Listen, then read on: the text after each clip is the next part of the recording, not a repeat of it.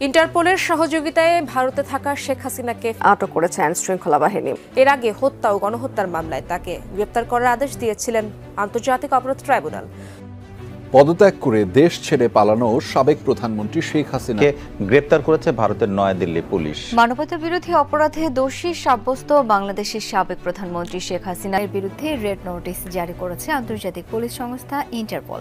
রাতে ইন্টারপোলের ওয়েবসাইটে মোস্ট ওয়ান্টেডের তালিকায় তার নাম, ছবি ও পরিচয় সংযুক্ত করে প্রকাশ করা হয়েছে। দেশে হঠাৎ করে আবারও আলোচনায় ইন্টারপোলের রেড অ্যালার্ট জারির বিষয়টি।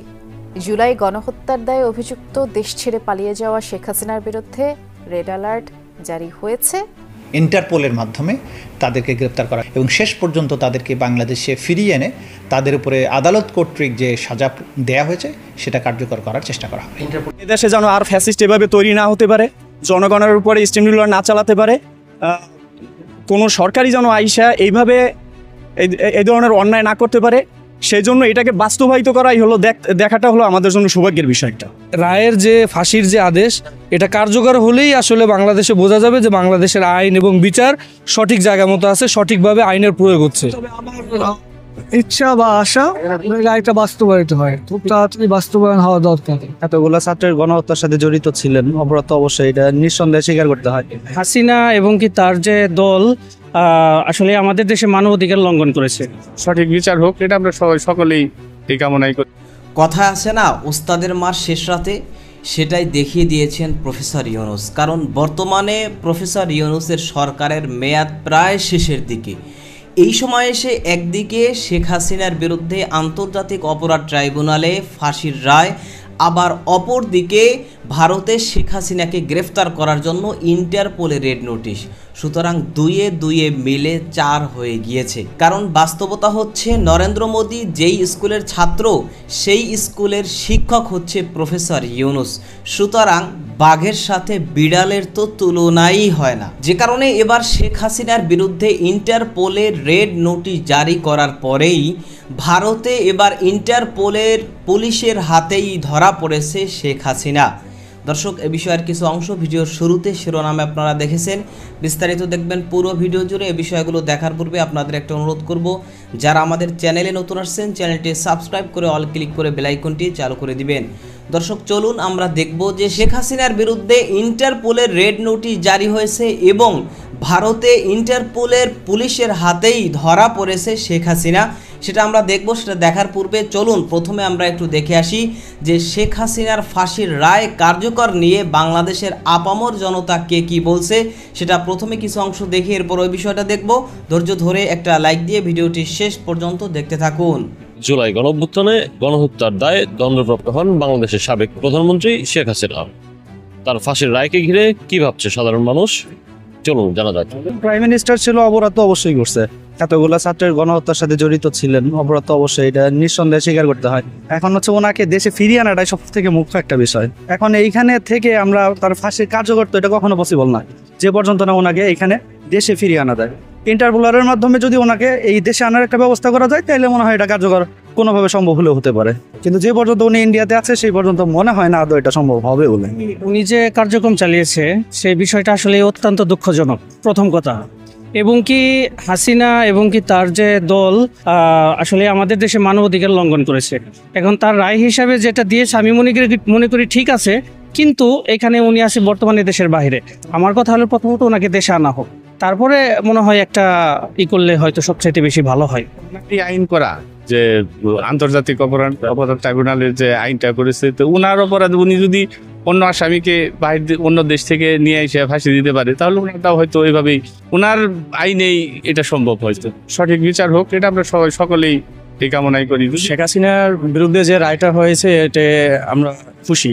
আমার দিক থেকে আমি খুশি, কেননা উনি যে অপরাধ করছে তাতে শুধু ফাঁসিতেই ওনাকে সমাপ্তি দেওয়া যায় না।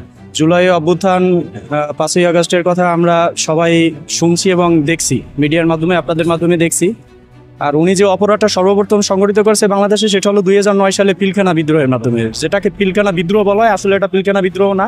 বিভিন্ন মিডিয়ার মাধ্যমে আমরা যেটা দেখতেছি সেটা হলো উনি রয়ের মাধ্যমে উনি ক্ষমতাকে দীর্ঘস্থায়ী করার জন্য এই দেশে সেনাবাহিনীদেরকে, দেশপ্রেমিক সেনাবাহিনীদেরকে উনি হত্যা করেছেন এবং হত্যা করে আজকে এ পর্যন্ত এসে সে এই জায়গাটা সে আজকে তৈরি করে গেছেন, এই প্ল্যাটফর্মটা তৈরি করে গেছেন। অ্যাকচুয়ালি আমরা খুশি এবং এর সাথে আরও বলতে চাই যে পিলখানা বিদ্রোহের মাধ্যমে যে সমস্ত ক্ষতিগ্রস্ত যে বিডিআররা আছেন তাদের প্রতি সরকার যেন একটু সুদৃষ্টি দেন। এবং আমরা শুনেছি যে 30 নভেম্বরে আপনার যে তদন্ত কমিশন দেওয়া হয়েছে, সে তদন্ত কমিশনের মাধ্যমেও আবার তদন্ত পুনরায় করে ওনাকে আবারও ফাঁসি দেওয়া হোক এবং রিসেন্টলি ওনাকে বাহির থেকে নিয়ে আসা এবং এদেশে যেন আর ফ্যাসিস্ট এভাবে তৈরি না হতে পারে, জনগণের উপরে স্টিম রুলার না চালাতে পারে, কোনো সরকারি যেন আইসা এইভাবে এই ধরনের অন্যায় না করতে পারে।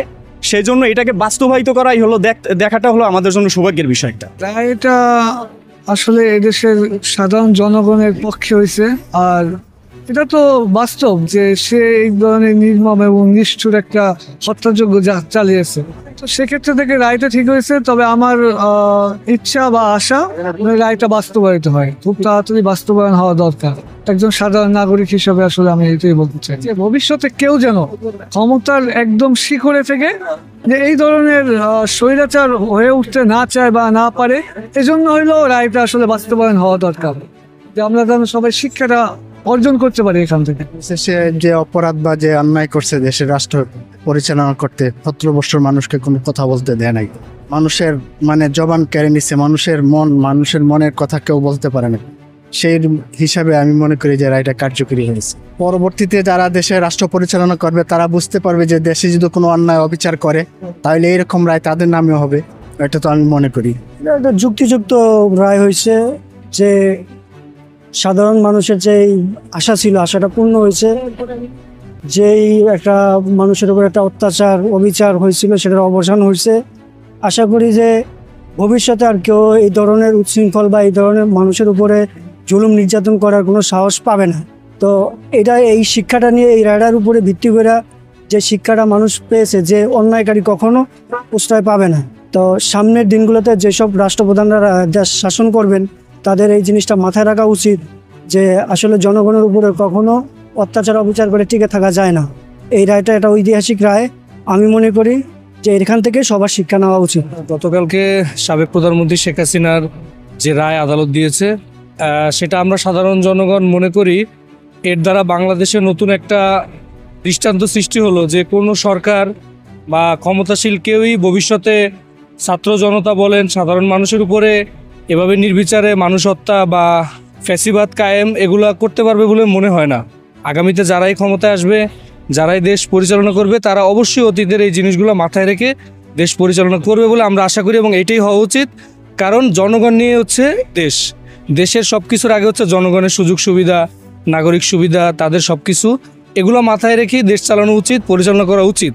এবং শেখ হাসিনার যে রায় হয়েছে এটা আমি ব্যক্তিগতভাবে মনে করি সবাই কম বেশি সবাই আমরা সন্তুষ্ট আছি এবং এই রায় যাতে দ্রুত কার্যকর করা হয় এই ব্যাপারে সরকার অবশ্যই যা যা করণীয় সেভাবে চেষ্টা করবে এবং এই রায়ের যে ফাঁসির যে আদেশ এটা কার্যকর হলেই আসলে বাংলাদেশে বোঝা যাবে যে বাংলাদেশের আইন এবং বিচার সঠিক জায়গা মতো আছে, সঠিকভাবে আইনের প্রয়োগ হচ্ছে।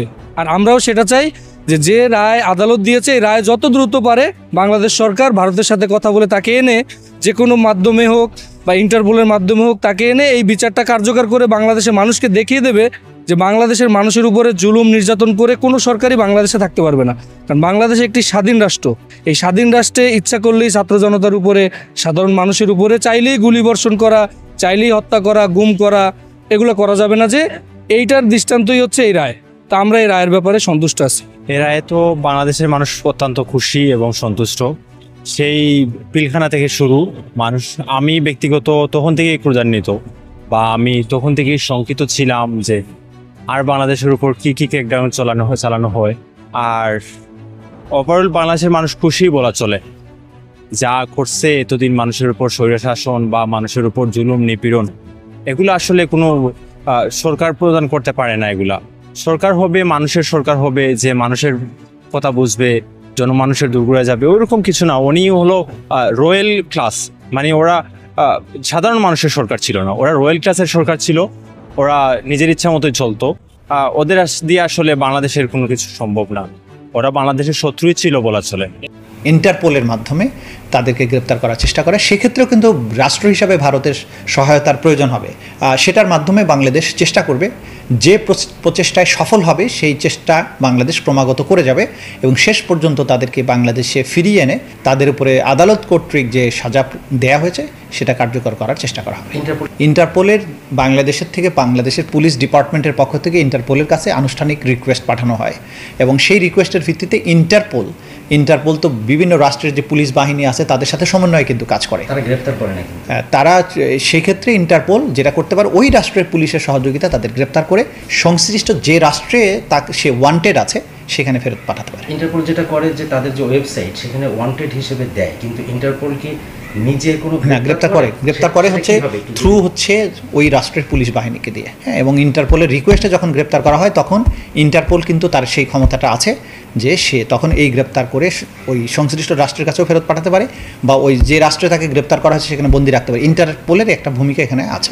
হ্যাঁ, এটা তো যেহেতু বাংলাদেশের সাথে এক্সট্রাডিশন ট্রিটি অনুযায়ী ভারত ফেরত দিচ্ছে না, সুতরাং ইন্টারপোলের রিকোয়েস্টও তারা রাখবেন কিনা এটা হচ্ছে ভবিষ্যতে দেখার বিষয়। শেখ হাসিনা বাংলাদেশের গণঅভ্যুত্থানের পর ভারতে গিয়ে আশ্রয় নিয়েছে এবং ভারতে আশ্রয় নেওয়ার পর থেকে বাংলাদেশের মানুষ যে বাংলাদেশের অন্তর্বর্তী সরকার তৈরি করেছে, এই অন্তর্বর্তী সরকারের পক্ষ থেকে বিশেষ করে প্রফেসর ইউনূসের পক্ষ থেকে বিভিন্ন সময় কিন্তু শেখ হাসিনাকে গ্রেফতার করে বাংলাদেশে ফেরত দেওয়ার দাবি জানানো হয়েছে। কখনো চিঠি দেওয়া হয়েছে, কখনো পররাষ্ট্র মন্ত্রণালয়ের পক্ষ থেকে বলা হয়েছে, কখনো প্রফেসর ইউনূস তিনি নিজে সরাসরি নরেন্দ্র মোদীর সাথে বৈঠক করে এরপরও বলেছে।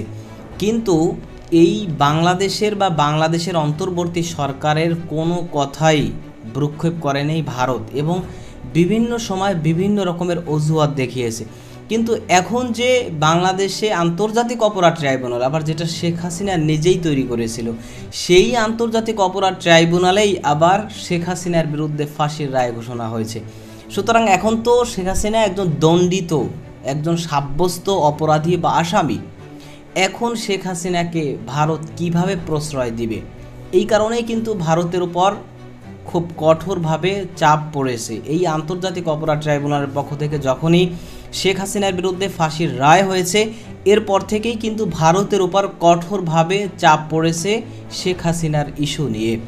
কারণ এখন শেখ হাসিনাকে আশ্রয় দেওয়া মানে হচ্ছে যে একজন গণহত্যাকারী, একজন মানবতা বিরোধী অপরাধী, একজন দুর্নীতিবাজ, একজন লুটপাটকারী, একজন গণতন্ত্র ধ্বংসকারী, ফ্যাসিস্ট একজন শেখ হাসিনাকে ভারত সরকার আশ্রয় দিতেছে, ভারত সরকার প্রশ্রয় দিতেছে এবং ভারত সরকারের পক্ষ থেকে তার পক্ষে সাফাই দেওয়া হচ্ছে।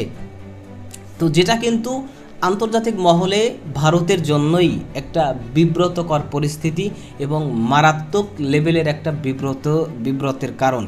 সুতরাং সে কারণেই কিন্তু এখন বর্তমানে ভারত সরকার তারা মারাত্মকভাবে চাপের মধ্যে পড়ে গিয়েছে এবং শেখ হাসিনার বিরুদ্ধে ইন্টারপোলে রেড নোটিশ জারি করার উদ্যোগ নিয়েছে অন্তর্বর্তী সরকার।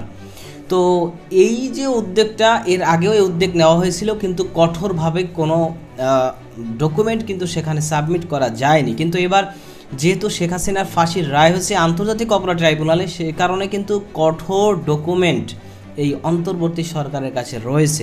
সুতরাং সে কারণেই এই ডকুমেন্ট সাবমিট করেই আন্তর্জাতিক অপরাধ ট্রাইব্যুনালের যে ডকুমেন্ট সেটা ফাঁসির রায়, এই ডকুমেন্টস সাবমিট করেই কিন্তু মূলত ইন্টারপোলের রেড নোটিশ জারি করা হবে এবং ইন্টারপোলের মাধ্যমেই শেখ হাসিনাকে গ্রেফতার করে দেশে এনে বিচারের মুখোমুখি করা হবে। এটাই হচ্ছে এদেশের সর্বস্তরের মানুষের মত। তো আপনি এই বিষয়ে কি মনে করছেন? আপনার মতামত কি সেটা কমেন্ট সেকশনে জানাতে পারেন। ভালো থাকবেন, সুস্থ থাকবেন, দেখা হবে নতুন কোনো ভিডিওতে, কথা হবে নতুন কোনো বিষয়। আজকে পর্যন্তই। আসসালামু আলাইকুম ওয়া রাহমাতুল্লাহ।